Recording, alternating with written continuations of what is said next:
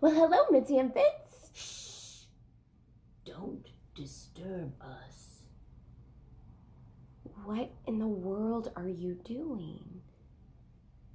Watching butter soften. And it's taking forever.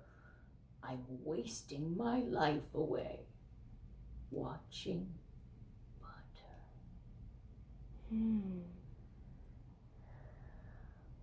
Watching butter is so boring.